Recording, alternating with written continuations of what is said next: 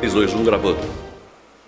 Salve, amigos meus que, como eu, gostam do futebol. Aqui estamos com alegria e disposição para a nossa resenha periódica no portal Maringá, tratando de coisas do futebol, notadamente das coisas da nossa aldeia, com os dois representantes de Maringá na reta final do Campeonato Paranaense. Nesta eletrizante reta final do Campeonato Paranaense, chegamos à 9ª rodada, vamos para a 10ª, antepenúltima, e depois a rodada final, que vai definir as 8 equipes que passam à próxima fase da classificação. E os dois times de Maringá chegam numa situação tensa, no caso do Galo Maringá, e numa situação confortável, no caso do Maringá Futebol Clube, o tricolor do técnico Jorge Castilho. Esta situação decorre do quê? Do desempenho dos dois times na rodada anterior.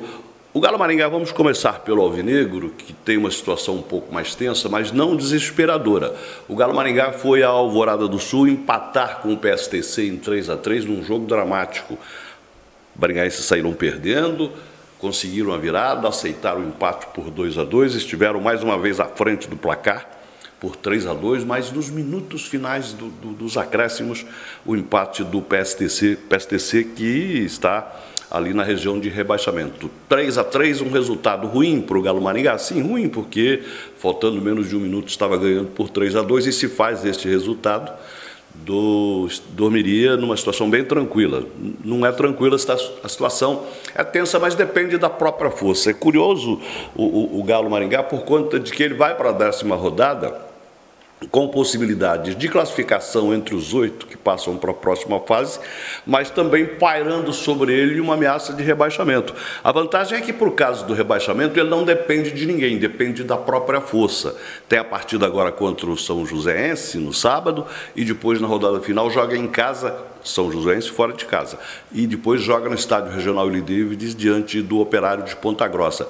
2 resultados positivos nestas 2 partidas asseguram a participação do Alvinegro, a permanência do Alvinegro na elite. No caso da classificação, precisa de vitória sobre o São Joséense, um empatezinho de Andraus ou Londrina, que tem compromissos difíceis também nessas 2 rodadas. Esses resultados são possíveis, e eles aconteceram.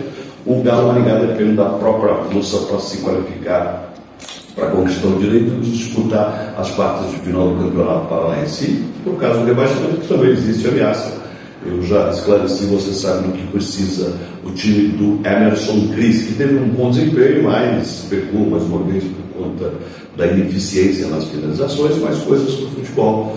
O técnico Emerson Cris teve aproveitamento bom dos reforços que chegaram. O Ítalo, que veio da Chapecoense jogando bem, o Cauã também veio da Chapecoense, chegou a marcar, inclusive, poderia ter dado a vitória.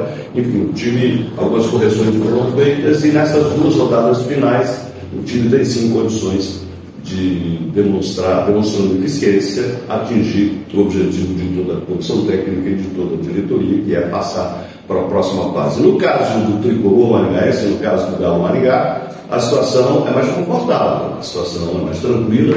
O objetivo do elenco comandado pelo técnico Jorge Castilho é ficar entre os 4 primeiros. Pelo trocar das potrancas, estamos autorizados a dizer que o time tem todas essas condições. Ficou provado na partida passada contra o Curitiba, quando foi ao Porto Pereira com 10 mil pessoas e não se intimidou diante do poderoso Coxa Branca, empatou em 2-2, numa partida que, para muitos torcedores maringaenses, ficou a impressão de que poderia ter vencido.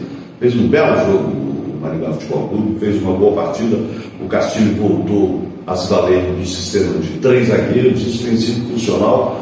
Havia sido funcional num outro bom resultado conquistado lá mesmo na capital, diante do Atlético, quando empatou em 1-1 com o Furacão, mas também voltou da capital com a impressão de que poderia ter vencido o jogo utilizando esse sistema de 3 zagueiros. Controverso, polêmico, questionou-se muito o Castilho sobre isso.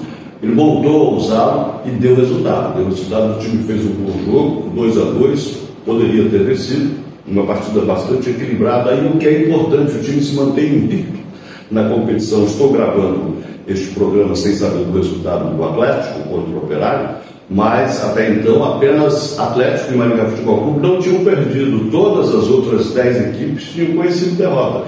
E o Galo Maringá vai para a 10ª rodada invicto, não perdeu ainda, tem uma situação bastante confortável ali no terceiro lugar, e o que vai fazer é administrar essa posição. Joga agora contra o Cianorte no domingo, dia do Cianorte no estádio regional Lee Davids, e na rodada final vai enfrentar no estádio do Café o desesperado Londrina. O Londrina está numa situação complicada, se debatendo ali para evitar o descenso, que seria um vexame histórico para o time que esteve na segunda divisão na última vez em 2012, se não estou enganado. E ninguém de Londrina espera isso, mas existe essa ameaça sobre o Tubarão. Portanto, última rodada, o chamado clássico do Café, muitos não gostam, se liga clássico do Café, por conta de que o Maringá e o Londrina, o confronto entre as duas agregações não tem tanta tradição assim, mas eu, particularmente, é uma opinião pessoal, acho que sempre que há um embate entre um time de Londrina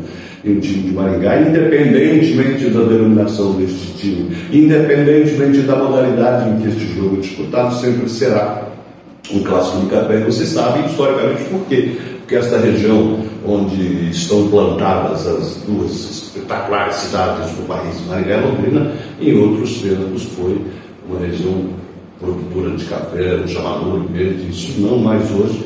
Enfim, essa denominação, na minha leitura, serve para qualquer equipe de Maringá e qualquer equipe de Londrina quando elas se enfrentam. Então, este quadro dos dois times maringaenses no Campeonato Paranaense, que está na sua reta final, faltando aí 2 rodadas para a definição dos 8 que vão para a próxima fase. Depois disso, antes da última rodada, há a preocupação da Copa do Brasil. A velha e boa Copa do Brasil, nem tão velha assim, mas boa Copa do Brasil, rentável Copa do Brasil.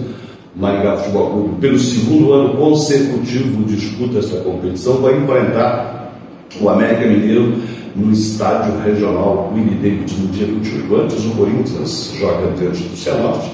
Elas polêmicas com esse jogo, pelo preço dos ingressos, pelas dificuldades impostas pela aquisição, enfim. Mas é preciso entender, o Cianorte tem o nome do jogo, é dono da partida, é dono do evento, locou o estádio regional Willie Davids, por conta que o Albino Tubai, sua praça lá na capital do Vestuário, comporta apenas 2.500 pessoas, e a expectativa é de que adequações sejam feitas para que o Willie Davids possa ter 16 mil pessoas no jogo do Cianorte, e em consequência também no jogo seguinte, na semana seguinte, quando o Maringá Futebol Clube recebe o Coelho, o tradicional América Mineiro. Sabiam que o América Mineiro é o único time mineiro, e eu estou falando de um estado onde estão Atlético e Cruzeiro, é o único decacampeão, acho que é o único decacampeão do país. Enfim, tem uma história. Curiosamente, são equipes com camisas das mesmas cores, preto, branco e verde, não é? A expectativa de ser um espetáculo realmente memorável, como foi na temporada passada. Lembrem-se que o Maringá Futebol Clube foi à terceira fase, vencendo o Sampaio Corrêa do Maranhão, vencendo Marcílio Dias de Santa Catarina, vencendo o Flamengo do Rio de Janeiro no estádio regional Lee Davids por 2-0, depois, é claro, perdendo por 8-2, mas enfim, foi uma participação honrosa, e oxalá o tricolor consiga de novo honrar a sua participação nesta Copa do Brasil a partir de um triunfo sobre o América Mineiro. Reconhecendo e destacando sempre que o regulamento da Copa do Brasil determina que o time visitado precisa vencer. O empate classifica o visitante. Então não basta ao Galo Maringá Futebol Clube vencer o América, empatar com o América Mineiro. Se empatar, o time mineiro se classifica. É preciso vencer o América Mineiro no primeiro jogo para seguir adiante na competição. Enfim, estas são as perspectivas, estas são as projeções que a gente faz. Gratidão pela sua atenção ao nosso Na Área do Esporte. Um abraço fraternal e forte para quem é do Sul, para quem é do Norte. Axé e boa sorte.